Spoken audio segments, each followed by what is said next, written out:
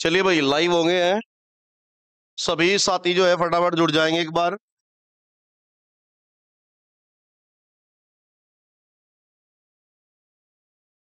बिल्कुल भाई।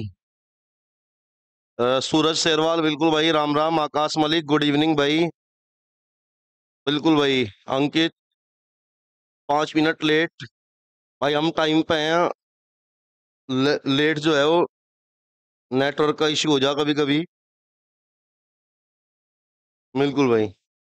राम राम बिल्कुल भाई, राम राम। तो सभी साथी एक बार जो है फटाफट जुड़ जाएंगे। और एक बार सभी साथी फटाफट जुड़ेंगे और वीडियो को जो है वो लाइक कर देंगे। और जिस साथी ने अभी तक सब्सक्राइब नहीं किया है चैनल को, वो सब्सक्राइब भी कर देगा भाई। बिल्कुल भाई। अनमोल मलिक बिल्कुल नमस्ते, बिल्कुल नमस्ते। ठीक है भाई, जिसने चैनल को सब्सक्राइब नहीं किया है तो वो चैनल को सब्सक्राइब करने का काम भी करेगा। क्योंकि अब जो हमारा जो चैनल है वो उसके लगभग 2000 सब्सक्राइबर होने में केवल कुछ की कमी है ना। केवल कुछ की कमी है 2000 में। तो आप जो भी आपके भाई बहन है, बड़े छोटे, या घर में जो भी फोन है जितने भी है, उन सब से सब्सक्राइब कर देंगे तो जल्दी हमारे जो है वो 2002 के आसपास सब्सक्राइबर हो जाएंगे। ठीक है, हाँ बिल्कुल भाई। सब बच्चों के सहयोग की आवश्यकता है, बिल्कुल भाई। श्वेता मलिक बिल्कुल गुड इवनिंग। राहुल कुमार हर हर महादेव बिल्कुल। अमित कश्यप प्रणाम भाई। नदीम बिल्कुल प्रणाम भाई, नदीम भी जुड़ गया। संध्या कुमारी जय हिंद। मोहित शर्मा राम राम। मोहित शर्मा 2 दिन से गायब था। शुरुआत में आ जा मोहित शर्मा, फिर बीच में गायब हो जा। ठीक है चलिए। बिल्कुल भाई, प्रवीण कुमार भी जुड़ गया है। चलिए तो करते हैं साथियों शुरू आज की जो क्लास है। आज की बात अगर हम करें साथियों, तो आज के हमारे 2 टॉपिक रहेंगे। आज के हमारे कितने टॉपिक होंगे साथियों? 2 टॉपिक होंगे। अगर हम बात करें तो हमारा जो पहला टॉपिक होगा वो होगा बैंकों का राष्ट्रीयकरण। यानी कि जो बैंकों का राष्ट्रीयकरण हुआ है, नेशनलाइजेशन हुआ है, उनके विषय में बात करेंगे साथियों। और आज का साथियों जो हमारा दूसरा टॉपिक होगा वो हमारा क्या होगा? जीएसटी होगा, गुड्स एंड सर्विस टैक्स के बारे में। ये दोनों ही टॉपिक साथियों आपके यूपी पैट के एग्जाम के लिए महत्वपूर्ण है। पिछ जो 2023 में एग्जाम हुआ था उसमें बैंकों के राष्ट्रीयकरण से भी क्वेश्चन पूछा था, 22 में ही पूछा गया था। बाकायदा लिख के दे रखे हैं टॉपिक। आप जब जब सिलेबस उठाओगे तो इकोनॉमिक्स वाले जब पोर्शन में आप जाओगे साथियों, तो बाकायदा वहां पे बैंकों का राष्ट्रीयकरण और जो जीएसटी है, गुड्स एंड सर्विस टैक्स है, उसके विषय में लिखा हुआ है। तो पहले हम बात करेंगे साथियों, पहले हम बात करेंगे बैंकों के राष्ट्रीयकरण की। उसके बाद फिर हम दूसरा पोर्शन लेंगे। कौन सा लेंगे साथियों? जीएसटी वाला लेंगे। तो हमारा पहला जो टॉपिक होगा वो होगा साथियों, आज का जो टॉपिक है वो है बैंकों का राष्ट्रीयकरण। बैंकों का राष्ट्रीयकरण। तो आज हम बात करेंगे साथियों बैंकों के राष्ट्रीयकरण की। देखो, पहली बात तो हम ये समझेंगे कि राष्ट्रीयकरण है क्या। देखो, कोई बैंक है या कोई भी संस्था है, कोई भी संस्था है, कोई बैंक है, कोई भी चीज है, अगर उसमें 50% से ज्यादा हिस्सेदारी सरकार खरीद लेती है तो उस चीज का क्या हो जाएगा? राष्ट्रीयकरण हो जाएगा। वो चीज जो हो जाएगी साथियों वो सार्वजनिक क्षेत्र की हो जाएगी। तो हमारे देश में जो प्रारंभ में जो बैंकों की स्थापना हुई साथियों, वो जो बैंक थे वो प्राइवेट बैंक थे। लेकिन आजादी के बाद सरकार ने उन बैंकों का अधिग्रहण कर लिया, यानी उन बैंकों की जो हिस्सेदारी थी वो सरकार ने ले ली। तो इस वजह से उन बैंकों का हो गया राष्ट्रीयकरण, यानी कि वो बैंक निजी के स्थान पर क्या हो गए? सरकारी हो गए। और सरकारी को ही हम सार्वजनिक क्षेत्र के बैंक भी बोल देते हैं। आप सभी साथियों से क्वेश्चन है, आप फटाफट कमेंट करके जवाब देंगे। ये बताइए भारत में खुलने वाला पहला बैंक कौन सा था? एक बार सभी साथी जवाब देंगे। भारत में खुलने वाला पहला बैंक कौन सा था? चलिए बताइए भाई। भारत में खुलने भारत में खुलने वाला पहला बैंक बताएंगे। उसके बाद फिर हम चीजों को जो है वो आगे बढ़ेंगे, फिर उसके बाद राष्ट्रीयकरण की ओर चलेंगे। संजय कुमारी का जवाब गलत है भाई। अंकित शर्मा का जवाब सही है। बिल्कुल भाई, सूरज का भी जवाब सही है। ठीक है, देखिए साथियों, अगर हम भारत में खुलने वाले पहले बैंक की बात करें तो साथियों भारत में जो खुलने वाला पहला बैंक था वो था साथियों बैंक ऑफ हिंदुस्तान। कौन सा था? Bank of Hindustan. और साथियों बैंक ऑफ हिंदुस्तान खुला था 1770 में। बैंक ऑफ हिंदुस्तान कब खुला साथियों? तो 1770 में खुला था। तो भारत में खुलने वाला जो पहला बैंक था साथियों वो था बैंक ऑफ हिंदुस्तान। और कब खुला? 1770 में खुला। उसके बाद अगर हम बात करें साथियों, तो उसके बाद अगर हम बात करते हैं साथियों, अभी हम साथियों में बैंकों के इतिहास पर नहीं जाना, हम केवल हम राष्ट्रीयकरण पे ही रहेंगे, ठीक है? और उससे जुड़े कुछ जो फैक्ट होंगे हम उन पे चर्चा कर लेंगे।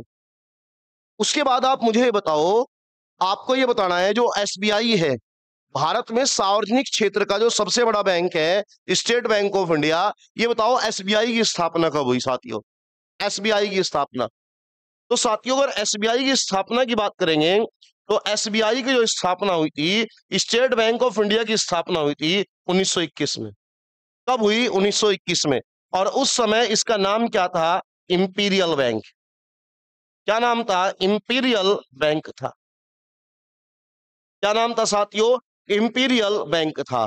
नहीं भाई, भाई हम बात कर रहे हैं एसबीआई की, ना कि आरबीआई की। बहुत सारे बच्चे जवाब में आरबीआई दे रहे हैं। बिल्कुल भाई प्रियंका गुड इवनिंग। बिल्कुल भाई गुड इवनिंग। बहुत सारे जो बच्चे हैं वो जवाब में बात कर रहे हैं आरबीआई की, मैं बात कर रहा हूँ एसबीआई की। एसबीआई की स्थापना हुई थी साथियों 1921 में। और उस समय इसका नाम क्या था? तो उस समय इसका नाम था इंपीरियल बैंक, ठीक है? Imperial bank. 1900 जो बच्चे 1955 जवाब दे रहे हैं, देखो 1955 में इसका राष्ट्रीयकरण हुआ था, नाम बदला गया था। स्थापना की बात करेंगे तो 1921 है। नहीं भाई, ठीक है? बिल्कुल भाई डीपी यादव, बिल्कुल भाई गुड इवनिंग, बिल्कुल गुड इवनिंग, ठीक है? देखो बिल्कुल भाई, है ना? यानी जो एसबीआई है साथियों, एसबीआई की स्थापना 1921 ही होगी। और उस समय इसका नाम क्या था? इंपीरियल नाम था। भाई फॉर एग्जांपल अंकित शर्मा है इसमें, अंकित शर्मा है। अंकित शर्मा का जो जन्म है वो 1998 का है। और अंकित शर्मा का जन्म क्या 1998 का है। और इसके माता पिता ने जो नाम रखा अंकित शर्मा रखा इसका। लेकिन बाद में जब ये 10वीं में जब 9वीं में एडमिशन लिया तो इसने अपना जो नाम बदल के वो अनुज शर्मा कर लिया। तो अब मैं पूछूं अनुज शर्मा का जन्म कब हुआ? तो अब ये थोड़ा होगा क्या लगेगा जी नहीं जब से इसका नाम बदला 9th क्लास में नाम बदला था जब से इसका जन्म माना जाएगा। अरे भाई जन्म तो 98 में ही हुआ। उसके बाद इसने क्या बदल लिया? 9th क्लास में जाकर क्या बदल लिया? नाम बदल लिया, ठीक है? तो भाई इसलिए याद रखो कि एसबीआई की स्थापना का वर्ष 1921 ही होगा। और उस समय नाम क्या था इसका? इंपीरियल बैंक था। 1955 में तो इसका क्या हुआ? राष्ट्रीयकरण हुआ। और राष्ट्रीयकरण होने के साथ ही इसका नाम बदल गया। और नाम बदल के इंपीरियल के स्थान पे क्या हो गया? एसबीआई हो गया। तो भाई ये छोटी छोटी सी चीज है। मैं यहां पे लिख रहा 1 जुलाई 1955 में इसका क्या हो गया? राष्ट्रीयकरण हो गया। यानी इंपीरियल बैंक का राष्ट्रीयकरण हो गया। और नाम बदल के क्या हो गया साथियों? एसबीआई हो गया, स्टेट बैंक ऑफ इंडिया हो गया, ठीक है? चलिए अब उसके बाद बिल्कुल भाई हेलो, बिल्कुल आर के 1 2 3, बिल्कुल हेलो, बिल्कुल हेलो सर, ठीक है? चलिए संध्या कुमारी एसबीआई आरबीआई में क्या डिफरेंस है अभी बता देंगे भाई, डिफरेंस क्या है, ठीक है? अब आप मुझे बताओ साथियों पहले कि जो आरबीआई है, रिजर्व बैंक ऑफ इंडिया है, जो आरबीआई है, आरबीआई की स्थापना कब हुई? एक बार बताएंगे सभी साथी आरबीआई की स्थापना कब हुई? मुझे भी ये पता लग जाएगा ना भाई एग्जाम का क्या लेवल है। आज कई बच्चे जो है वो अनुपस्थित हैं क्लास में से, जैसा शायद आज निगम खेवाल भी नहीं दिखाई रहा आया आज, और भी कई सारे बच्चे। बिल्कुल भाई 1935 बिल्कुल भाई बहुत बेहतरीन। अब साथियों जो आरबीआई है, आरबीआई की जो स्थापना हुई वो कब हुई? 1935 में हुई। कब हुई आरबीआई की स्थापना? 1935 में हुई।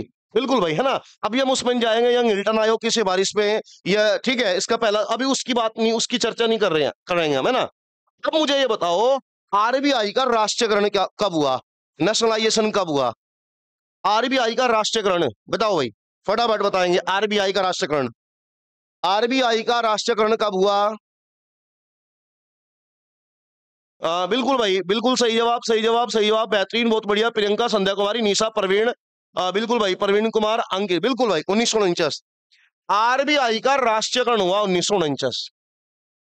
अब यहाँ पे बात को समझना साथियों, अभी एक बच्चे का क्वेश्चन ये था आरबीआई और एसबीआई में डिफरेंस क्या है। तो भाई आरबीआई भारत का केंद्रीय बैंक है, सेंट्रल बैंक है, ये सभी बैंकों को नियंत्रण करने का काम करेगा। भारत में जितने भी बैंक हैं उन सभी बैंकों को रेगुलेट करने का काम आरबीआई का है। कौन सा बैंक क्या करेगा, ब्याज की दर कितनी होगी, ब्याज की दर घटेगी, ब्याज की दर बढ़ेगी, रेपो रेट बढ़ेगी, रिवर्स रेपो रेट बढ़ेगी, बैंक रेट बढ़ेगा, बेस रेट बढ़ेगा, ये सब कौन तय करेगा, आरबीआई करेगा। यानी आरबीआई एक प्रकार से आपके घर में जो बाबा जी हैं वो है मुखिया है। कौन हो गया, मुखिया हो गया आरबीआई, और बाकी जो बैंक हैं वो इसके एक प्रकार से सहयोगी हो गए।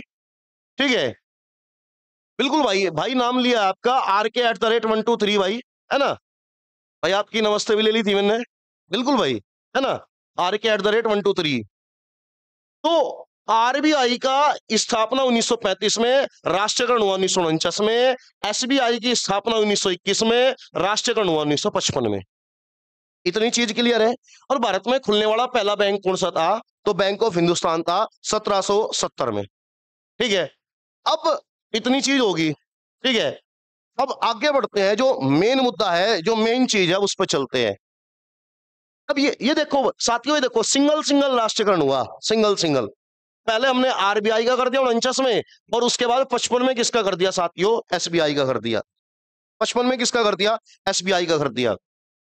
अब हम चलते हैं मेन मुद्दे पे। अब मेन मुद्दा ये है साथियों कि देश में प्रधानमंत्री थी इंदिरा गांधी, और देश में प्राइवेट बैंक बहुत ज्यादा थे। प्राइवेट जो बैंकों की संख्या है साथियों वो बहुत ज्यादा थी। तो जो इंदिरा गांधी है, इंदिरा गांधी ये चाह रही थी कि जो प्राइवेट बैंक है वो जो गरीब मजदूर किसान है उन्हें भी लोन दे, लेकिन प्राइवेट बैंक ऐसा कर नहीं रहे थे भाई। भाई प्राइवेट संस्थाएं जो भी होंगी उनका मुख्य उद्देश्य क्या है, लाभ कमाना है। प्राइवेट संस्थाओं का मुख्य उद्देश्य क्या करना है, लाभ कमाना है। तो इंदिरा गांधी ने बैंकों को आदेश दिया कि भाई आप ग्रामीण क्षेत्रों में बैंक क्या करो, खोलो, लेकिन बैंकों ने नहीं बात सुनी। तो उसके बाद इंदिरा गांधी ने 1969 में 1969 में बैंकों का 14 बैंकों का साथियों राष्ट्रीयकरण करा। बिल्कुल भाई, है ना, 14 बैंकों का 1969 में राष्ट्रीयकरण करा। तो जो भारत में बैंकों का राष्ट्रीयकरण हुआ साथियों वो 2 चरणों में हुआ। तो हम लिख सकते हैं बैंकों का राष्ट्रीयकरण, बैंकों का राष्ट्रीयकरण कितने चरणों में हुआ, तो याद रखियो साथियों 2 चरणों में। कितने चरणों में हुआ, 2 चरणों में। भारत में बैंकों का राष्ट्रीयकरण कितने चरणों में हुआ, 2 चरणों में। पहले चरण की बात करेंगे तो पहला चरण था 1969 में, और दूसरा चरण था साथियों 1980 में। 1969 में राष्ट्रीयकरण हुआ 14 बैंकों का, और 1980 में राष्ट्रीयकरण हुआ 6 बैंकों का। आप याद रखना, अगर पूछता है बैंकों का राष्ट्रीयकरण कितने चरणों में हुआ, आंसर होगा 2। आपके मन में सवाल होगा कि गुरुजी ये 2 चरण तो हैं, ये 2 चरण तो हो गए, वो तो बात ठीक होगी, एक 69 में होगा, एक 80 में होगा। 69 में 14 बैंकों को कर दिया, 80 में 6 बैंकों को कर दिया। आपका होगा जी ये क्या है जी, जो एसबीआई और आरबीआई का करा हमने। भाई इसकी गिनती नहीं करते, इसको चरण में काउंटिंग नहीं करते। तो अपने आप से 3 या 4 चरण नहीं बना दोगे। कभी सोचो जी एक चरण ये हो गया 49 वाला, एक चरण 55 वाला हो गया, नहीं, ये सिंगल सिंगल बैंक थे, तो इनकी चरण में काउंटिंग नहीं करी जाएगी। काउंटिंग करी जाएगी केवल 2 की, 1969 में और 1980 में। बात क्लियर है? तो याद रखेंगे केवल 2 चरण हैं। ठीक है, 2 चरण हैं। प्रिया गौतम, अगर हम बात करें तो भाई हमारा जो सेंटर है वो शामली में है, ऑफलाइन हम पढ़ाते हैं। ठीक है, अभी फिलहाल हम यूट्यूब पे ही पढ़ा रहे हैं, अभी हमारा कोई एप्लीकेशन नहीं है और ना ही अभी हम कोई कोर्स परचेज कर रहे हैं, है ना। अभी हम जो भी पढ़ा रहे हैं वो हम यूट्यूब पे ही पढ़ा रहे हैं। अभी ऐसा हमारा कुछ नहीं है कि हम कोई कोर्स बेचे ऑनलाइन। हमारा उद्देश्य केवल है बच्चों को शिक्षा देना, बच्चे शिक्षित हो, उनकी नौकरी लगे। हमारा उद्देश्य किसी प्रकार का कोई लाभ कमाना नहीं है ना। तो हम जो भी पढ़ा रहे हैं, ठीक है, वो हम, ठीक है, हाँ, अगर आप ऑफलाइन पढ़ सकते हो तो बिल्कुल हमारा कोचिंग सेंटर का नाम है तक्षशिला एजुकेशन पॉइंट, और ये शामली में है ना, शामली में है। और बिल्कुल भाई, है ना, ये ऑफिस का नंबर भी है।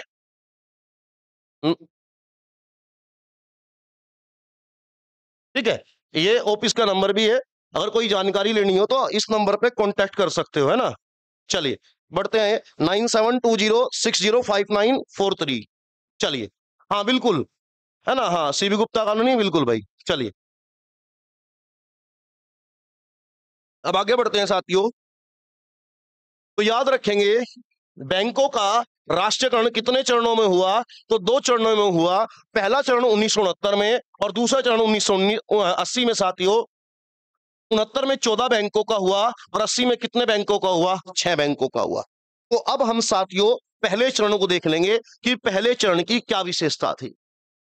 तो अगर हम पहले चरण की बात करें तो पहला चरण हमारा 1969 में हुआ साथियों, और कितने बैंक थे, तो याद रखेंगे 14 बैंक थे। ये 14 प्राइवेट बैंक थे, सरकार ने इनका अधिग्रहण कर लिया और इन्हें सार्वजनिक यानी सरकारी बैंक बना दिया।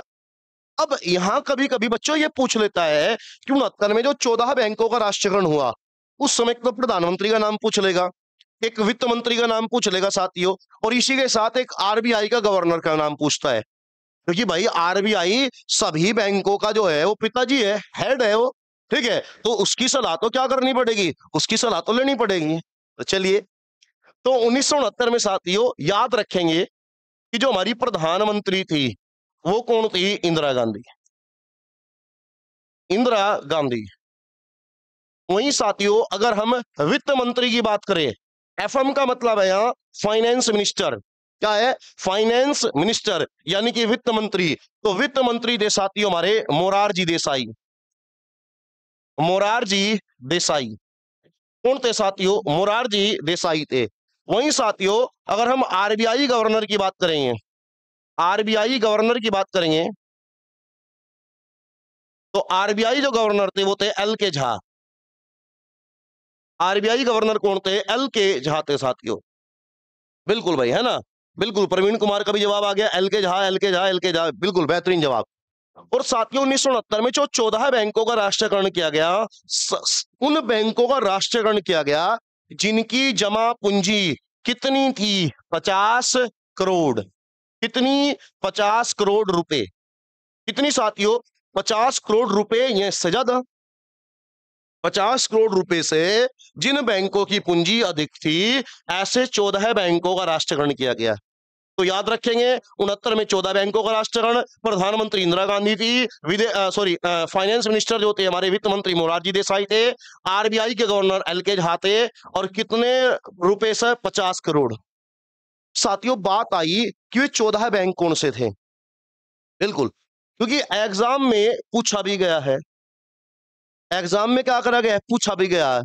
तो आपके लिए महत्वपूर्ण हो जाता है, आपके ये बैंकों के नाम याद होने चाहिए। अगर याद नहीं है तो कोई बेनिफिट नहीं है। अब मैंने पहले ही कहा था कि मैं पीपीटी या पीडीएफ की क्या यूज कर सकूं, लेकिन उसका बेनिफिट नहीं होगा, आप याद नहीं कर पाओगे। तो इसलिए मैं सारी चीजों को खुद लिखवाता हूं आपको, ताकि आप चीजें याद कर सके। भाई जब मैं आपके लिए मेहनत कर सकता हूं तो आप तो कर सकते हो इतना। ठीक है, अब हम उन 14 बैंकों को याद करने की कोशिश करेंगे कि साथियों में 14 बैंक कौन कौन से हैं। ठीक है, चलिए बढ़ते हैं। बिल्कुल भाई, है ना, संध्या कुमारी 50 करोड़, प्रियंका 50 करोड़, बिल्कुल भाई, है ना, बिल्कुल 50 करोड़। ठीक है, अनुभवा 50 करोड़। चलिए अब देखते हैं साथियों कौन कौन से थे। अगर साथियों हम इन बैंकों की बात करें तो एक जो हमारा था वो था बैंक ऑफ इलाहाबाद। क्या था साथियों, बैंक ऑफ इलाहाबाद। क्या था, बैंक ऑफ इलाहाबाद। अच्छा एक बात बताओ, आप बैंक, हम बैंक पढ़ रहे, तो बैंक को तो गोली मारो, क्या करना बैंक ऑफ का, अरे क्या याद रखो, इलाहाबाद याद रखो। यानी कौन सा बैंक था, 14 बैंकों का, इनका कोई क्रम नहीं है, ये 14 बैंक इकट्ठे हुए। आप किसी भी क्रम से जैसे भी आपको याद हो सकते हो, आप वैसे याद कर सकते हो। ठीक है, साथियों अगर दूसरे बैंक की हम बात करेंगे तो दूसरा जो बैंक था साथियों वो था पंजाब नेशनल बैंक। क्या था साथियों? Punjab national bank. Punjab national bank. फिर वही बात, कौन सी बात? अरे नेशनल बैंक को छोड़ो, क्या करना है नेशनल बैंक का? मुद्दे की बात तो क्या है, पंजाब है, पीएनबी है। यानी पहला क्या हुआ, इलाहाबाद। पहले हम कहाँ गए घूमने के लिए? इलाहाबाद गए, और इलाहाबाद से फिर हम कहाँ आ गए? पंजाब आ गए। कहाँ आ गए? पंजाब आ गए। ठीक है। उसके बाद अगर हम साथियों बात करें तो अगला है हमारा बीओआई। बीओआई जिसे हम बोल देते हैं bank of India. Bank of India. यानी कि हम इलाहाबाद गए, पंजाब गए, और हम पंजाब घूमे तो हमने पूरा भारत घूम लिया। ठीक है। यानी हमने जो भारत के अंदर विविधताएं थी अलग अलग समुदाय के अंदर वो देख ली। तो इलाहाबाद, इलाहाबाद से पंजाब, और पंजाब से इंडिया। ठीक है। यानी कि हम पंजाब के अंदर आप देखोगे अलग अलग समुदाय के लोग हैं। ठीक है। अलग अलग जातियां हैं, अलग अलग वर्ग हैं। तो याद रख लो, इलाहाबाद, दूसरा क्या है? पंजाब, और तीसरा क्या है? BOI, bank of India. BOI, bank of India. आगे बढ़ेंगे साथियों तो नंबर 4 हमारा क्या हो जाएगा? केनरा बैंक। कौन सा हो जाएगा? केनरा बैंक। केनरा बैंक। तो इलाहाबाद, पंजाब, बीओआई, केनरा। चीजें हैं क्लियर? बताओ भाई, मेरे साथ साथ रिवाइज करो। अगर आप रिवाइज करोगे, जो चीजें जुबान पर आओगी वो आपके लंबे समय तक याद रहेगी। ये बात याद रखियो। केवल आप अगर एक फिल्म की तरह देख रहे, इसे चला के बैठे कि हाँ भाई फिल्म चल रही, तो फिर आपकी फिल्म पिट जाएगी। ठीक है। तो अगर अपनी फिल्म को सुपर हिट करना, तो साथ में चीजों को रिवाइज करना सीखो, चीजों को बोलो साथ में बैठ के, है ना। मन मन में चीजों को लिख के देखो भाई, है ना। बिल्कुल भाई। यानी कि पहले कहाँ गए हम? इलाहाबाद। इलाहाबाद के बाद कहाँ घूम आए? पंजाब। और पंजाब के बाद कहाँ गए? India, BOI, bank of India. अब इसका बीओआई याद रखियो बच्चों, क्योंकि इंडिया के नाम से कई सारे बैंक हो जाएंगे। क्योंकि हम इंडियन ओवरसीज बैंक भी पढ़ेंगे, इंडियन बैंक भी पढ़ेंगे, तो कंफ्यूजन ना हो, तो इसलिए बीओआई याद रख लो। इलाहाबाद, पंजाब, बीओआई। इलाहाबाद, पंजाब, बीओआई, केनरा। दो दो के एक ग्रुप बना लो। इलाहाबाद, पंजाब, बीओआई, केनरा। बीओआई और केनरा, बीओआई और केनरा। चलिए उसके बाद आगे बढ़ते हैं हम साथियों। उसके बाद आगे बढ़ते हैं हम साथियों नंबर 5 पे। नंबर 5 की बात करेंगे तो नंबर 5 होगा हमारा इंडियन बैंक। Indian bank. तो मैंने आपको पहले ही बताया था कि आप बीओआई याद रखेंगे, और क्योंकि वो इंडिया हो जाएगा, बैंक ऑफ इंडिया, और ये कौन सा हो जाएगा साथियों? ये इंडियन बैंक हो जाएगा। उसके बाद छठे नंबर पे चलेंगे तो छठा होगा हमारा बैंक ऑफ बड़ौदा। क्या होगा साथियों? Bank of Baroda. तो अब आप कहाँ आगे? घूमते घूमते बड़ौदा में आगे। अरे बड़ौदा कहाँ है? गुजरात में, जिसे कि हम वडोदरा भी बोल दें। तो क्या हो गया? Bank of Baroda. चलो अब फटाफट रिवाइज करो। पहला क्या है? इलाहाबाद। पहले कहाँ गए? इलाहाबाद। फिर कहाँ है? पंजाब। पंजाब घूम लिया तो कहाँ घूम लिया? पूरा Bharat. BOI, bank of India. फिर क्या आ गया? कैनरा। फिर क्या आ गया? कैनरा। फिर क्या आ गया? इंडियन। फिर क्या आ गया? इंडियन। और फिर क्या आ गया? Bank of Baroda. Bank of Baroda. बताओ भाई, 14 में से कुछ 6 याद हुए, नहीं हुए? बताओ भाई। चलिए, याद हो गए होंगे उम्मीद करता हूं। उसके बाद चलते हैं हम साथियों नंबर 7 पे। अगला होगा हमारा साथियों नंबर 7। नंबर 7 की बात करेंगे साथियों तो अगला नेक्स्ट होगा नंबर 7 होगा हमारा सीबीआई। सीबीआई का मतलब होगा सेंट्रल बैंक ऑफ इंडिया। क्या होगा साथियों? Central central bank of India. Central bank of India. जब आप पूरा भारत घूम लिए तो आपको पूछताछ के लिए किसने बुलाया? सीबीआई ने बुलाया। सीबीआई को डाउट है आप पे, पूरे भारत में आप घूमते फिर रहे। ठीक है, बिल्कुल भाई। सीबीआई है ना। तो हमारा कौन सा हो गया? सेंट्रल बैंक ऑफ इंडिया हो गया, सीबीआई हो गया। सेंट्रल बैंक ऑफ इंडिया की बात करेंगे तो हमारा होगा यूनियन बैंक। Union bank. कौन सा होगा? Union bank. सातवां कौन सा है साथियों? सीबीआई। और 8वां क्या है? यूनियन। पहला क्या था? इलाहाबाद। पहला इलाहाबाद, दूसरा पंजाब, तीसरा बीओआई। तीसरा क्या था? बीओआई। चौथा चौथा कैनरा। चौथा कैनरा। पांचवा इंडियन। पांचवा इंडियन। पांचवा इंडियन। छठा बड़ौदा। छठा बड़ौदा। सातवां सीबीआई, सातवां सीबीआई, आठवां यूनियन, आठवां यूनियन, और नौवां क्या होगा साथियों? सिंडिकेट। क्या होगा? सिंडिकेट, सिंडिकेट बैंक, है ना, सिंडिकेट बैंक। तो देखा होगा आपने, पुष्पा किसका मेंबर था? सिंडिकेट का। अरे बाद में सिंडिकेट का हेड बना था। तो सिंडिकेट का मतलब होता है कोई समूह, है ना। जो सिंडिकेट है, सिंडिकेट का अर्थ हो जाएगा एक प्रकार का समूह। बिल्कुल बिल्कुल भाई, हाँ संध्या ये याद करने हैं क्योंकि इनमें से पूछ ले कौन से बैंकों का राष्ट्रीयकरण 69 में हुआ था, ये कौन से का नहीं हुआ था। तो अगर इस प्रकार का क्वेश्चन आ गया, अगर आपके याद नहीं है तो आप कर नहीं पाओगे। तो इसलिए 14 के 14 बैंक आपको जो 6 पढ़ाऊंगा मैं, वो याद ही होने चाहिए। ठीक है, चलिए उसके बाद नंबर 10 की बात करेंगे। तो नंबर 10 की बात होगा हमारा बैंक ऑफ महाराष्ट्र। कौन सा होगा साथियों? बैंक ऑफ महाराष्ट्र होगा, बैंक ऑफ महाराष्ट्र होगा। आजकल महाराष्ट्र जो है विवादों में भी है। महाराष्ट्र में जो मराठी भाषी लोग हैं, वहां पे कई सारी राजनीतिक पार्टियां हैं जो अपने बेनिफिट को लेके जो है, वहां पर जो हिंदी भाषी, ये अदर क्षेत्र रीजनल जो लैंग्वेज है उन्हें बोलने वाले लोग हैं, उन पे प्रेशर डाल रहे, ये मार पिटाई कर रहे। तो वो आम मराठी लोग नहीं कर रहे, जो सामान्य मराठी लोग हैं वो नहीं कर रहे। जो वहां पे कुछ राजनीतिक पार्टियां हैं अपने बेनिफिट के लिए, है ना, फूट डालो और राज करो वाली जो नीति है वो अपनाई जा रही साथियों। ठीक है, उसके बाद 10वां कौन सा होगा हमारा साथियों? बैंक ऑफ महाराष्ट्र होगा। 11वें की बात करेंगे साथियों तो होगा Indian overseas bank, Indian overseas bank, Indian overseas bank. Overseas का मतलब होता है साथियों विदेशी या समुद्र पारी है, जो भारत से बाहर लोग रह रहे, उनके लिए हम ओवरसीज जो वर्ड है उसका भी इस्तेमाल करते हैं। और नंबर 12 की बात करेंगे साथियों, तो नंबर 12 जो होगा हमारा वो होगा देना बैंक। कौन सा होगा साथियों? देना बैंक होगा। नंबर 12 कौन सा होगा साथियों? देना बैंक होगा। नंबर 13 की बात करेंगे तो यूको बैंक होगा, यूको बैंक। और नंबर 14 की बात करेंगे तो होगा यूनाइटेड बैंक,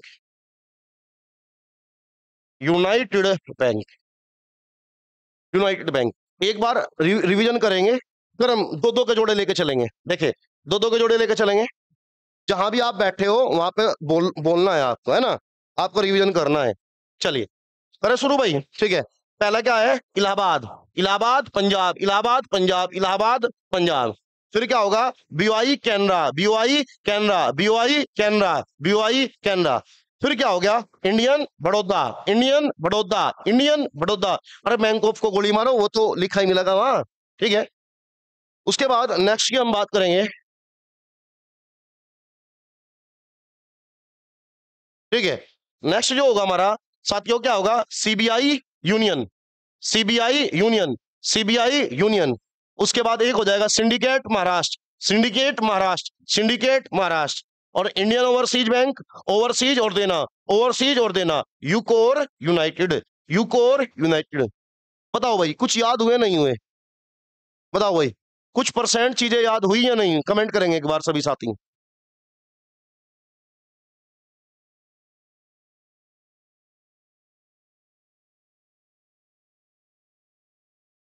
बिल्कुल भाई, हाँ बिल्कुल प्रियंका, बिल्कुल यस सर, संध्या कुमारी जी। चलिए भाई, है ना, बिल्कुल भाई। अब मोहित शर्मा कह रहा याद है, बिल्कुल भाई मोहित शर्मा के याद है पहले से ही। चलिए, हाँ अब हमें 1969 का कौन चीजें हैं वो हमें पता लगी साथियों। कितने बैंकों का हुआ था? 14 बैंकों का। ये सारी चीजें हमने क्या कर ली साथियों? देख ली, है ना। ये सारी चीजें जो है हमारी होगी। अब हम दूसरे चरण पे चलेंगे साथियों। कौन से चरण पे? दूसरे चरण पे। तो दूसरा चरण कब हुआ साथियों? 1980 में। जो दूसरा चरण है साथियों, दूसरा चरण, दूसरा चरण कब हुआ साथियों? 1980 में। और कितने बैंकों का राष्ट्रीयकरण हुआ साथियों? 6 बैंक। कितने बैंक थे साथियों? तो 6 बैंक थे। प्रधानमंत्री सेम वही थी, इंदिरा गांधी। तो प्रधानमंत्री की बात करेंगे तो प्रधानमंत्री कौन थी साथियों? इंदिरा गांधी, इंदिरा गांधी। एफएम यानी कि फाइनेंस मिनिस्टर की बात, जो फाइनेंस मिनिस्टर है हमारे उस समय, जो हमारे वित्त मंत्री थे, उनकी बात करें तो वो थे रामास्वामी, रामास्वामी वेंकटरमण, रामास्वामी वेंकटरमण, रामास्वामी वेंकटरमण। और वहीं साथियों अगर हम आरबीआई गवर्नर की बात करेंगे, आरबीआई गवर्नर तो होगा साथियों आईजी पटेल, आईजी पटेल, इंद्र प्रसाद गोवर्धन पटेल। फुल फॉर्म याद रखने की आवश्यकता नहीं है, केवल शॉर्ट में याद रखो, बिल्कुल भाई, है ना। रामास्वामी, रामास्वामी वेंकटरमण, आरबीआई के जो गवर्नर थे साथियों वो कौन थे? आईजी पटेल थे। तो कितने बैंकों का राष्ट्रीयकरण हुआ साथियों? तो हुआ 6 बैंकों का राष्ट्रीयकरण। कितने बैंकों का हुआ? 6 बैंकों का। तो एक बार फटाफट देख लेंगे वो जो हमारे 6 बैंक है वो कौन कौन से हैं, ठीक है। पहला बैंक था साथियों कॉरपोरेशन बैंक,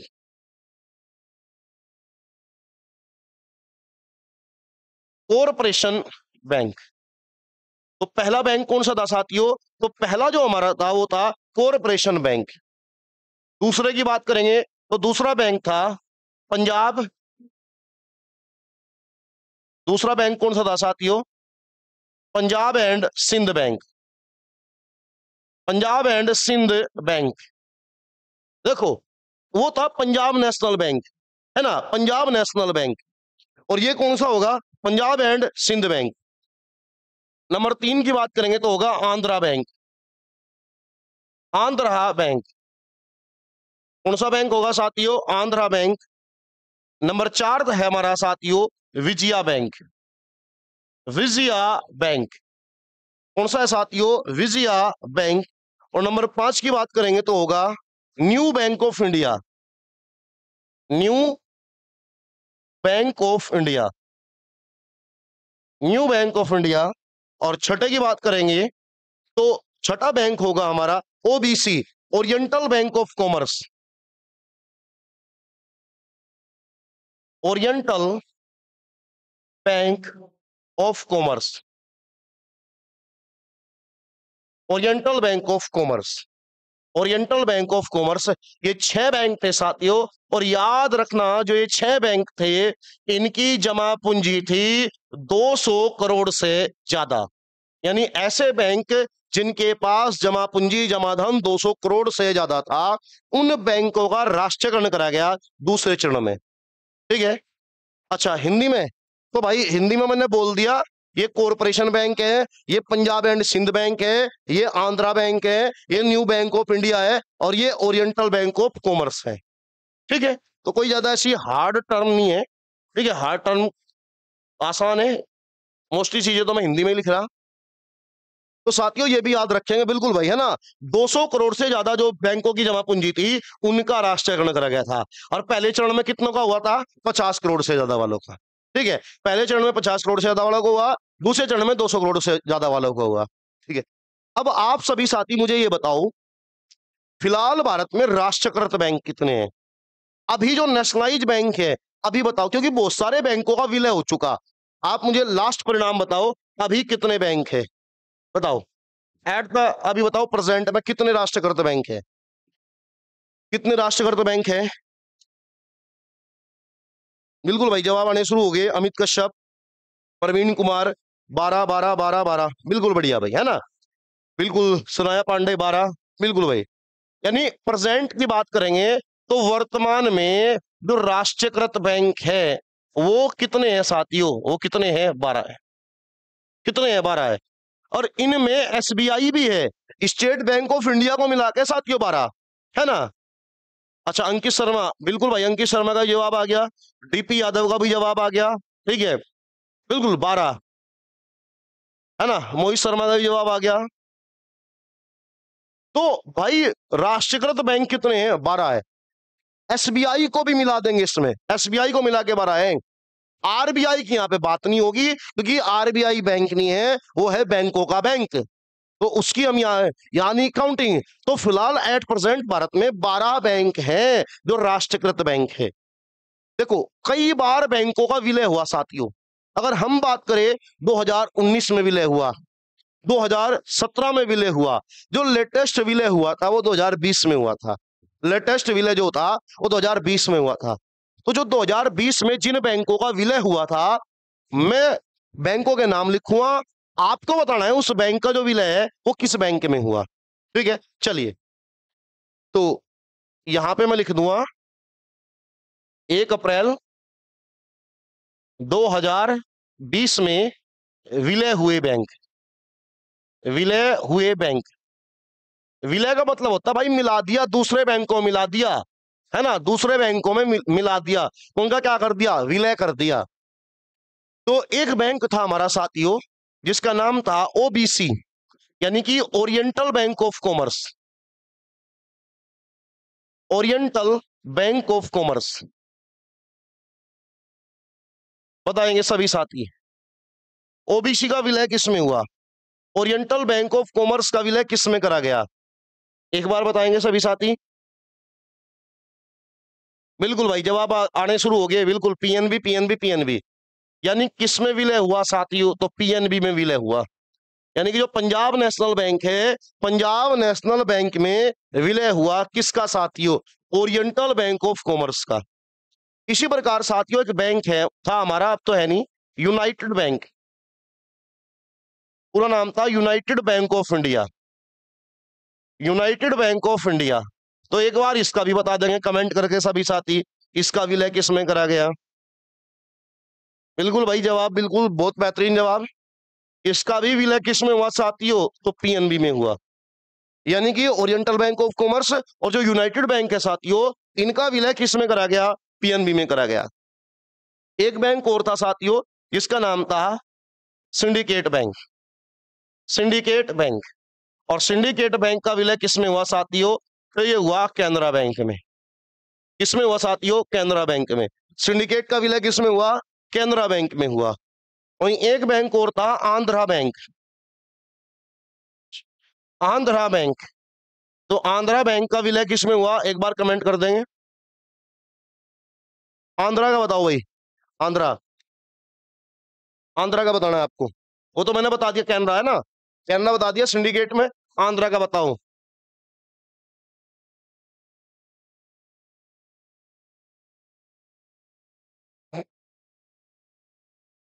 बिल्कुल भाई, संध्या कुमारी, प्रवीण कुमार, बेहतरीन जवाब भाई, है ना, यूनियन बैंक। इसमें विलय हुआ साथियों, यूनियन बैंक में विलय हुआ, यूनियन बैंक में। उसके बाद साथियों एक बैंक और था हमारे पास, कॉरपोरेशन बैंक। कॉरपोरेशन बैंक,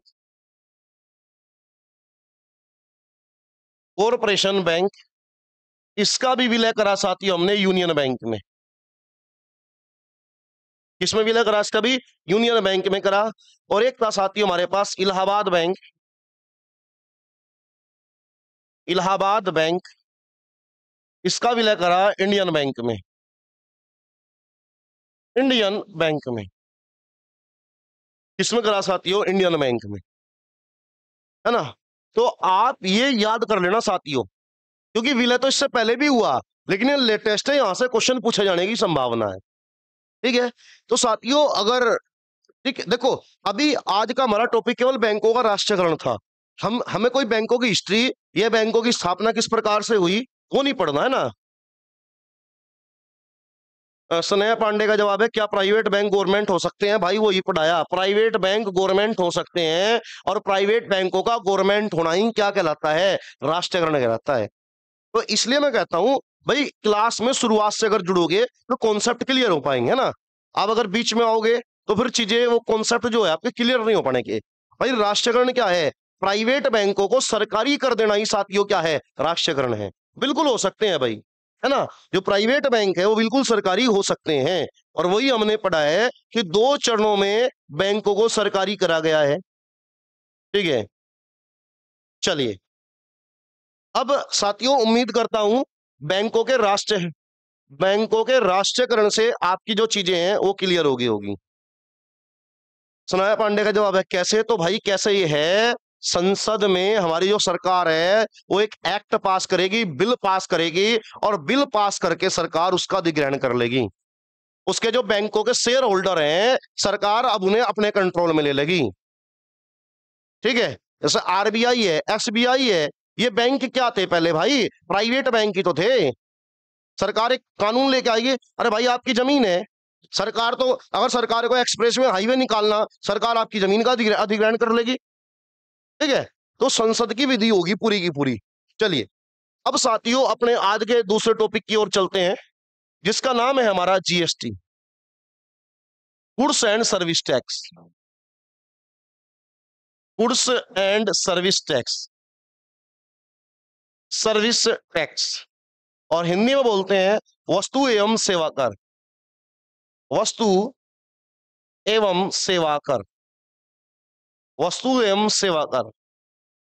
तो सीधी सी बात है भाई, जो ये जीएसटी टैक्स लगेगा तो ये किस पे लगेगा? एक तो किस पे लगेगा? वस्तु पे लगेगा। आपने कोई सामान खरीदा, ठीक है, सामान खरीदा, ये किस पे लगेगा? सेवा पे है, सर्विस पे। आपने कोई सर्विस ली, ऐसे अभी आज की अगर मैं बात बताऊं तो आज एक स्पीड पोस्ट करानी थी, भेजनी थी एक स्पीड पोस्ट, तो हम डाक खाने में गए, पोस्ट ऑफिस में स्पीड पोस्ट कराई, और जब स्पीड पोस्ट कराई तो उसकी जो स्पीड पोस्ट की जो कॉस्ट थी वो 35 रुपए थी। कितनी थी? 35 रुपए थी। तो हमने 2 कराई थी, यानी 35 70 रुपए हो गए, जबकि हमारे से 82 रुपए लिए गए, यानी 12 रुपए एक्स्ट्रा लिए गए। एक पोस्ट पे 12 रुपए एक्स्ट्रा लिए गए, सॉरी एक पोस्ट पे 6 रुपए एक्स्ट्रा लिए गए। तो वो जो लिया गया वो जीएसटी का लिया गया। और जीएसटी का कैसा लिया गया? क्योंकि पोस्ट ऑफिस वालों ने हमें क्या दी? सर्विस दी। कहीं की सर्विस दी भाई, हमारे सामान को भेज रहे, वो सर्विस है, सेवा है। मैं आपको पढ़ा रहा तो मैं आपको क्या दे रहा? सेवा दे रहा, सर्विस दे रहा, है ना? तो जो जीएसटी लगेगी वो वस्तु पे लगेगी, जो किस पे लगेगी? सेवा पे लगेगी। तो अब जीएसटी के बारे में जो है तो मेन चीजें हैं, उनके बारे में हम एक बार चर्चा कर लेंगे फटाफट। पहले मुझे बताओ साथियों कि दुनिया में जीएसटी लागू करने वाला पहला देश कौन सा था? पहला देश, तो याद रखना साथियों, दुनिया में जो जीएसटी लागू करने वाला पहला देश था, विश्व में प्रथम जो था,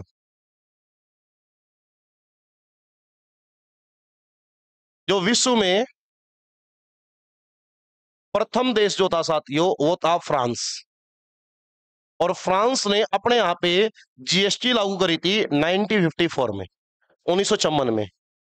बिल्कुल बेहतरीन जवाब, सभी का जवाब सही है, सभी साथियों का। तो फ्रांस में साथियों जीएसटी लागू हुई 1954 में, 1954 में। हमने साथियों जो जीएसटी का मॉडल लिया, हमने जो जीएसटी का मॉडल लिया, वो जीएसटी का मॉडल कहां से लिया साथियों? तो कनाडा से लिया। हमने जीएसटी का मॉडल किस देश से उठाया साथियों? तो हमने जीएसटी का मॉडल, बिल्कुल भाई, प्रवीण कुमार का जवाब भी सही है, अंकित का भी, मोहित शर्मा का भी, है ना? हमने जीएसटी का मॉडल कहां से लिया साथियों? कनाडा से लिया है, ठीक है। और जो भारत है, भारत दुनिया में जीएसटी लागू करने वाला दुनिया का 161वां देश बना। 161वां देश, यानी दुनिया में 160 देश ऐसे थे पहले जिन्होंने जीएसटी को लागू कर रखा था साथियों। यानी दुनिया में 160 देश ऐसे थे जिन्होंने जीएसटी को लागू कर रखा था। भारत 161वां देश बना जीएसटी को लागू करने वाला।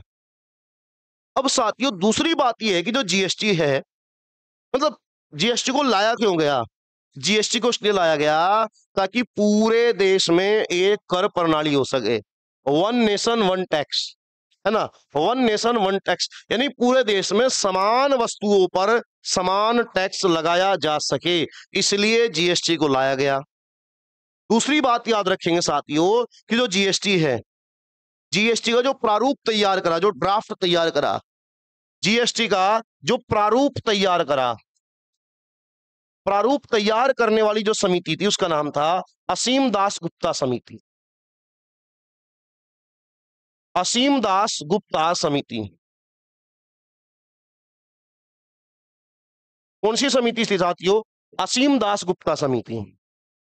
जबकि जीएसटी को लागू करने का सुझाव देने वाली समिति, सुझाव लागू करने का सुझाव देने वाली समिति से साथियों विजय केलकर समिति।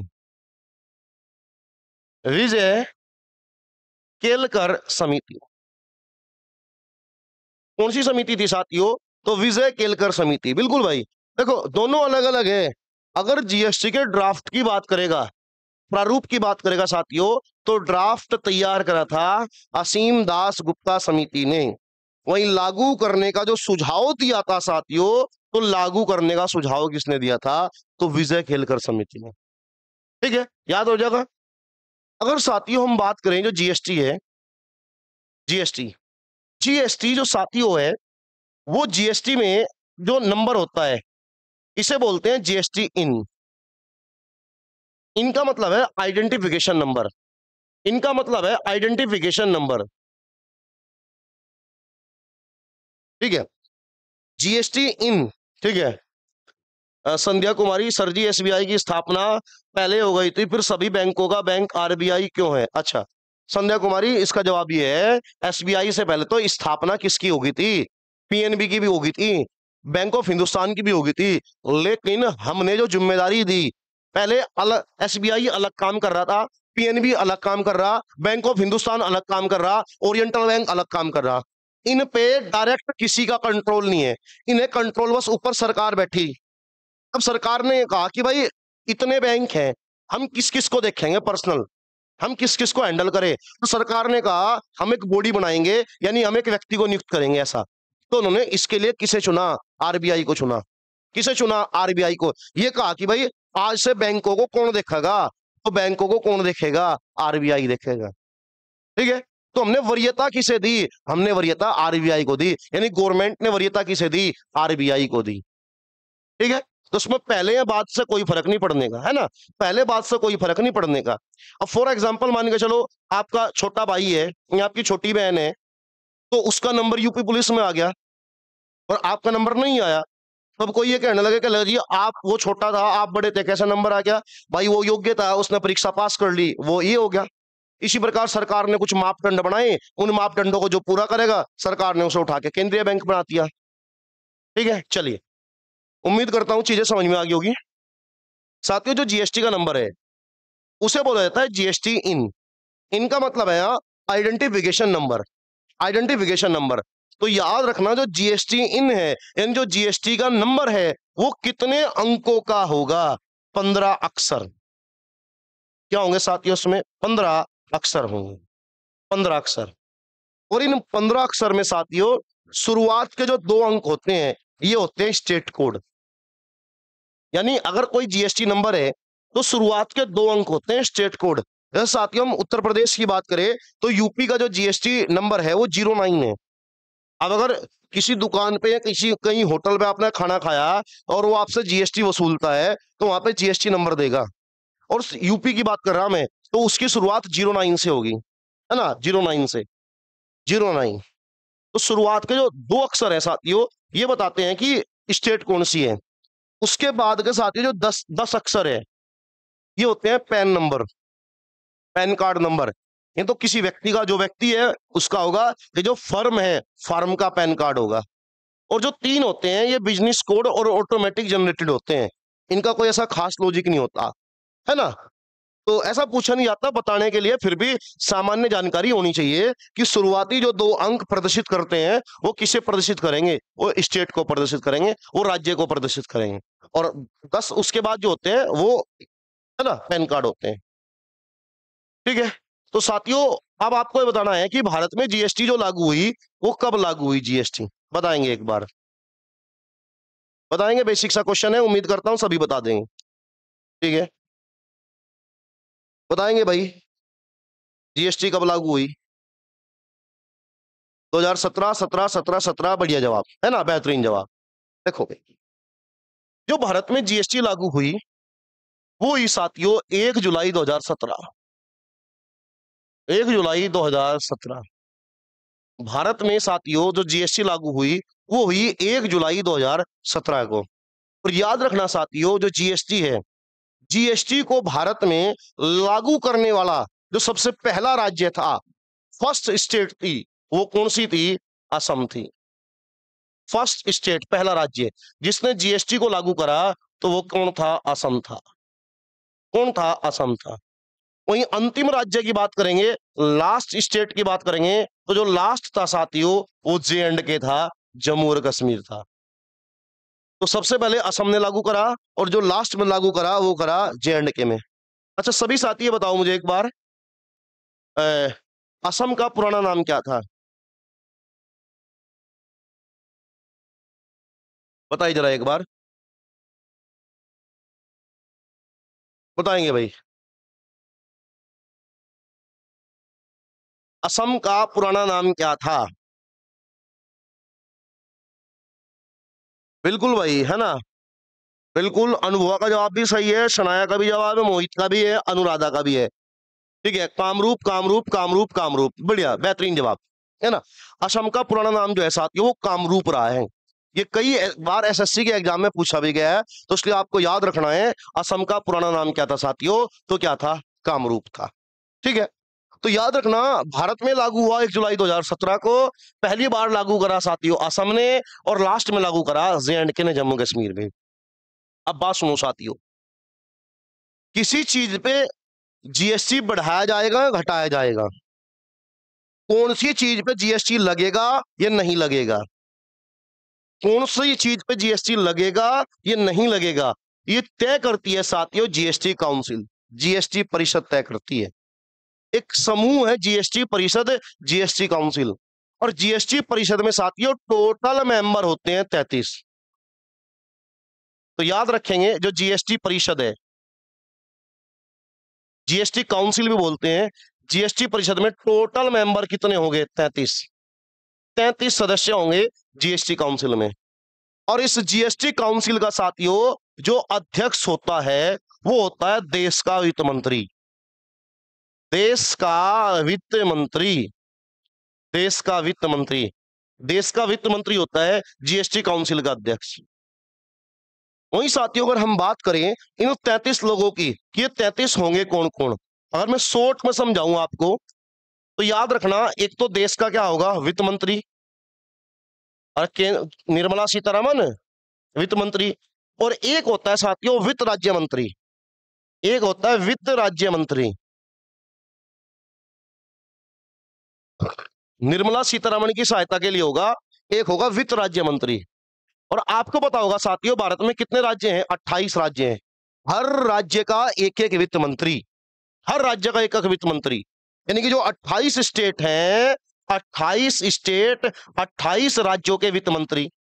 और आपको पता है साथियों भारत में 3 यूटी ऐसी हैं, 3 केंद्र शासित प्रदेश ऐसे हैं जहां पे विधानसभा है, जहां पे मुख्यमंत्री बनता है, तो वे 3 क्या हो जाएंगे? उन 3 यूटी के वित्त मंत्री, जम्मू कश्मीर, दिल्ली और पुदुचेरी, जम्मू कश्मीर, दिल्ली और पुदुचेरी, बिल्कुल भाई, है ना? तो 28, 29, 30 और 3 कितने होंगे? 33 हो गए। सिंपल सी चीज है, ये इतनी कोई लंबी चौड़ी चीज नहीं है। 28 राज्य है, 3 यूटी है, वहां से एक वित्त मंत्री होगा, एक वित्त मंत्री होगा केंद्रीय वित्त मंत्री, और एक होगा वित्त राज्य मंत्री। ठीक है, एक होता है वित्त राज्य मंत्री।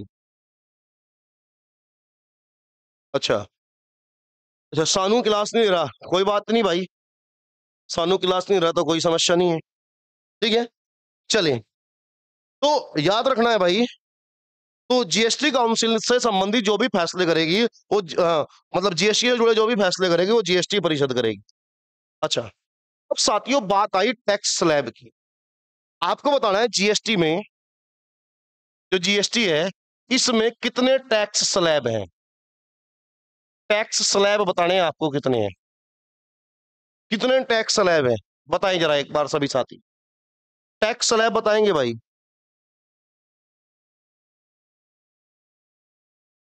बताएंगे सभी साथी। असम का नाम असम कैसे पड़ा? जब इतिहास पढ़ाओगे असम के बारे में पढ़ाओगे तो वहां बता देंगे सनाया, है ना? 5 5, अनुराधा 4, 5 5 5 5 5, दुष्यंत 5। ठीक है, देखो साथियों अगर हम टैक्स स्लैब की बात करें तो टैक्स स्लैब है 0%, 5%, 12%, 18% और 28%। ये टैक्स स्लैब है 0, 5, 12, 18, 28, 0, 5, 12, 18, 28। नहीं भाई डीपी यादव 6 नहीं है, गलत है। ठीक है, 0, 5, 12, 18, 28, ये 4 प्रकार के टैक्स स्लैब, सॉरी 5 प्रकार के, 0, 5। कुछ चीजें ऐसी हैं जो जीएसटी में शामिल नहीं है, नहीं जो 0% में जाएगी। ठीक है, 0% में जाएगी। फिर उसके बाद क्या है? 5 है, 12 है, 18 है, 28 है। सबसे जो हाईएस्ट है वो क्या है? 28 है। ठीक है, अब याद रखना साथियों कि ये ऑप्शन डिपेंड क्वेश्चन हो जाएगा। पेपर में आज तक जो पूछा गया है, एसएससी एमटीएस का एग्जाम हुआ था और उसमें सही आंसर 4 माना गया था, और वो 4 इस वजह से माना गया था क्योंकि वहां पे 5 ऑप्शन में था ही नहीं। हाँ, 5 ऑप्शन नहीं था। अगर 4 और 5 दोनों आ जाए तो फिर हम 5 के साथ चले जाएंगे, ठीक है, हम 5 के साथ चले जाएंगे। अच्छा, अनुराधा का कहना है रेस्टोरेंट में 28% लगता है।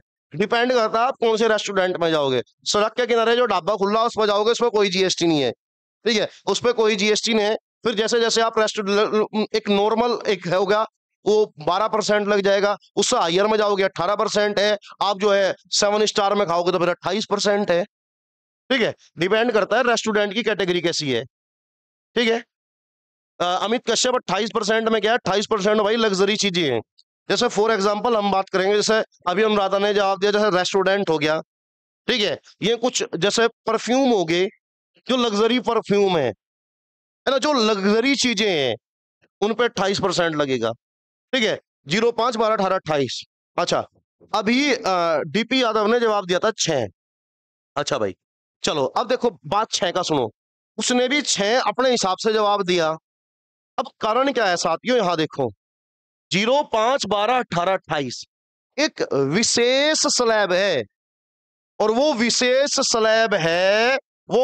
स्लैब है साथियों 3% की। और ये किस पे लगती है, तो ये लगती है केवल गोल्ड पे, गोल्ड के सेल एंड परचेज करने पे। बिल्कुल भाई, बिल्कुल।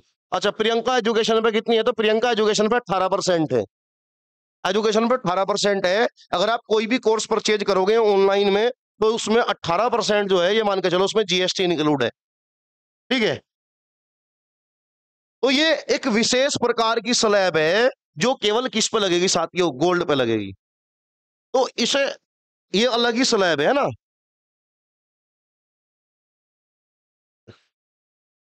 जीएसटी से गवर्नमेंट को फायदा, अरे भाई जीएसटी से फायदा हुआ, जीएसटी में सरकार क्या ले रही, टैक्स ले रही। भाई मैं अभी बताया था स्पीड पोस्ट करा गया था, अरे स्पीड पोस्ट कितने में होनी थी, 2 स्पीड पोस्ट 70 रुपए में, अब मेरे से ले कितने लिए, 82 रुपए। तो ये जो 12 रुपए गए किसके खाते में गए, गवर्नमेंट के अकाउंट में गए भाई। तो गवर्नमेंट को 12 रुपए मिल गए, तो गवर्नमेंट को बेनिफिट है, ठीक है।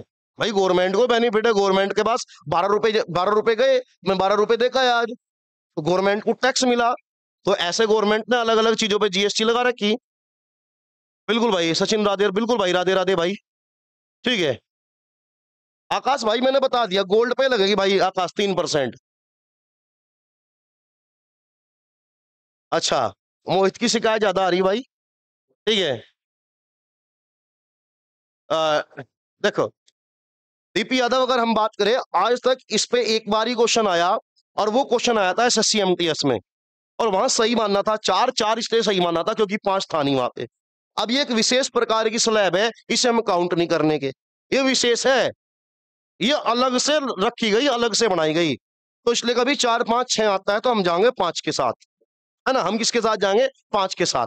अगर 5 नहीं है ऑप्शन में तो फिर 4 के साथ चले जाएंगे, क्योंकि ये अपवाद है, ये अपसेक्शन है, ये अपवाद में चला गया।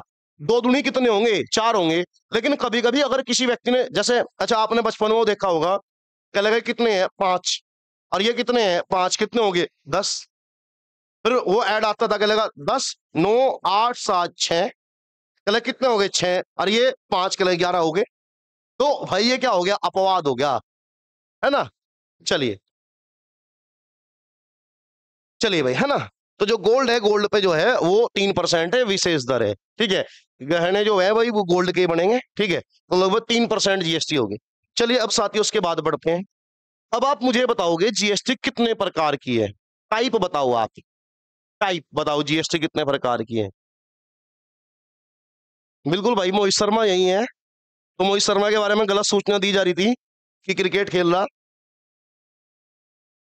बिल्कुल भाई, हाँ, 3 3 3, बिल्कुल भाई 3 हो जाएगी, है ना। तो जीएसटी जो हो जाएगी साथियों वो 3 प्रकार की हो जाएगी। तो हम बात करेंगे कौन कौन सी। एक होगी हमारी सीजीएसटी, सीजीएसटी, एक हो जाएगी साथियों हमारी आईजीएसटी, और एक हो जाएगी एसजीएसटी या यूटीजीएसटी।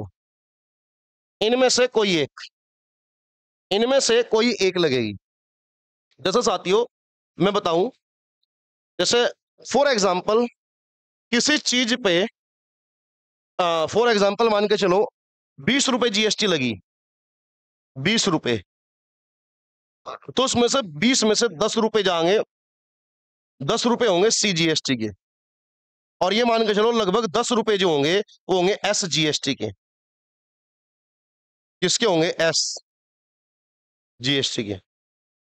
ठीक है, यानी सीजीएसटी तो हर हाल में लगेगी, है ना। फिर तय करना है आई और इनमें से कोई सी एक होगी, है ना, इनमें से कोई एक होगी। अच्छा भाई, ठीक है, तो याद रखना 3 प्रकार की हो जाएगी, हमारी सीजीएसटी हो जाएगी, आईजीएसटी होगी, एसजीएसटी और यूटीजीएसटी में से कोई सी एक होगी। ठीक है भाई, चलिए, ठीक है। अब आपको ये बताना है जो जीएसटी है, जीएसटी को लागू करने के लिए संविधान संशोधन विधेयक कौन सा लाया गया था? बताएंगे एक बार सभी साथी, विधेयक बताएंगे फटाफट, बस उसके बाद फिर हम जो है क्लास को ओवर करेंगे, ज्यादा कुछ चीजें हैं इसमें। बताइए विधेयक, बताएं भाई, विधेयक, विधेयक बता देंगे भाई सभी साथी। अमित कश्यप 101, अनुराधा 101, मेरा दोबारा फिर सुनेंगे। जीएसटी को लागू करने के लिए कौन सा अमेंडमेंट बिल लाया गया? अनुराधा, अमित कश्यप, प्रियंका गलत है, जवाब गलत है। मोहित शर्मा जवाब गलत है। सनया पांडे जवाब गलत है। मोहित शर्मा 109 है, गलत है भाई। और बताओ भाई, और बताओ, फटाफट साथी कमेंट करेंगे। सीमा का जवाब बिल्कुल सही है। कौन सा है? 122वां है भाई। विधेयक बिल अलग है और संशोधन अलग है। विधेयक 122वां है और संशोधन 101वां है। अगर पूछे जीएसटी को लागू करने के लिए कौन सा संविधान संशोधन हुआ, 101वां। कौन सा संविधान संशोधन विधेयक लाया गया, 122वां। छोटी छोटी चीज है भाई, ठीक है। प्रिया गौतम, एक बात बताओ भाई, क्या पूछना कमेंट कर दोगे? ठीक है, तो याद रखेंगे जीएसटी को लाने के लिए संशोधन विधेयक 122वां संशोधन विधेयक आया था। कौन सा आया था? 122वां संशोधन विधेयक, ठीक है, 122वां संविधान संशोधन विधेयक। और संविधान संशोधन हुआ था 101वां 101वां संविधान संशोधन,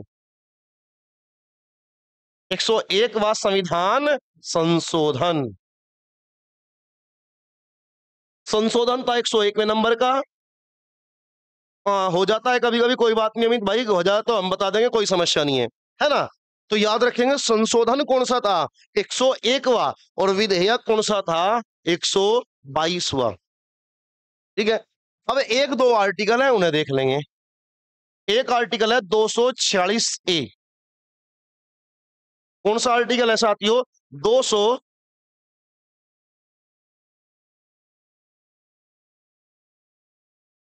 बिल्कुल भाई, है ना, 146A। हाँ बिल्कुल हो जाएगा कॉन्टेक्ट, कोई बात नहीं है। मैंने जो कॉन्टेक्ट नंबर लिखा था वो किसका है, उस पर आप कॉल कर लोगे, ठीक है। चलिए, अनुच्छेद 146A है, ठीक है। तो 146A में है साथियों, संसद को यह अधिकार दिया गया वो विधि बना सकती है। तो याद रख लेंगे, संसद के पास अधिकार है विधि बनाने का। संसद जीएसटी के ऊपर क्या बना सकती है साथियों? विधि बना सकती है, ठीक है। इसी के साथ साथियों बात करें तो एक आर्टिकल 269, कौन सा है? 269A है, 269A है। इसमें यह अधिकार है कि सेंट्रल गवर्नमेंट जीएसटी कलेक्ट करेगी और उसका डिवीजन करेगी। जीएसटी की उगाही, उगाही का मतलब होता है कलेक्ट करना। जीएसटी की उगाही कौन करेगी? केंद्र सरकार, केंद्र करेगा, सेंटर करेगा, ठीक है। और एक आर्टिकल है 279A। कौन सा आर्टिकल है? 279A। और इसमें बात हुई है साथियों जीएसटी काउंसिल के, जीएसटी काउंसिल की। बताए भाई सभी साथी एक बार, बस जीएसटी के बारे में साथियों मेन बात यही थी, ठीक है। बताएंगे एक बार, कोई क्वेश्चन हो तो पूछ लीजिए, फिर उसके बाद जो हम क्लास को जो है वो खत्म करेंगे। ठीक है, क्लास को जो है वो खत्म करेंगे साथियों। बताए भाई, कोई क्वेश्चन हो तो फटाफट पूछ लेंगे एक बार, फिर क्लास को समाप्ति की ओर करेंगे। संध्या कुमारी, थैंक यू बिल्कुल भाई। डीपी यादव, कोई सवाल नहीं है, बिल्कुल पूरी होगी, बिल्कुल भाई पूरी होगी। पैट के एग्जाम से संबंधित बिल्कुल भाई, है ना। सीमा, कोई क्वेश्चन नहीं है, चलिए भाई, है ना। बिल्कुल भाई, एग्जाम में कौन सा आर्टिकल आएगा? एग्जाम में तीनों ही आर्टिकल आएंगे, ठीक है। चलिए, है ना, तीनों ही। गुड इवनिंग भाई, गुड इवनिंग। ठीक है, बिल्कुल भाई। हाँ, हिस्ट्री सारी चीज पढ़ाओगे, हिस्ट्री, ज्योग्राफी, पॉलिटी, जो भी है, जीएस के जितने भी सब्जेक्ट है ना। ये अगर कोई क्वेश्चन होगा या कुछ क्वेरी होगी तो आप इस पे जो है मैसेज कर सकते हैं व्हाट्सएप पे, ठीक है। ये मेरा ही नंबर है। बिल्कुल भाई, गिन्नी, थैंक यू बिल्कुल भाई। Vasu Khewal, good night. चलिए भाई, है ना सभी साथी। 8449274667, है ना। चलिए, तो उसके बाद मिलते हैं साथियों कल एक नए टॉपिक के साथ। तब तक के लिए जय हिंद। अच्छा, युगांडा की धरती से राम राम, बिल्कुल भाई, राम राम। ठीक है। अच्छा, मोहित शर्मा भाई, मोहित शर्मा मेरा नंबर ये है 8449274667। बिल्कुल, साइंस भी पढ़ाएंगे, ग्रुप डी की पढ़ाएंगे भाई, साइंस भी, है ना। अभी थोड़ा बिजी चल रहे हैं ना, तो जैसे ही फ्री होंगे बिल्कुल ग्रुप डी के एग्जाम से पहले करा देंगे, है ना। बिल्कुल वादा है, करा देंगे भाई चीजें। चलिए, चलिए ठीक है साथियों, मिलते हैं कल। तरुण शर्मा, जय हिंद, बिल्कुल भाई, जय हिंद श्रीमान। चलिए।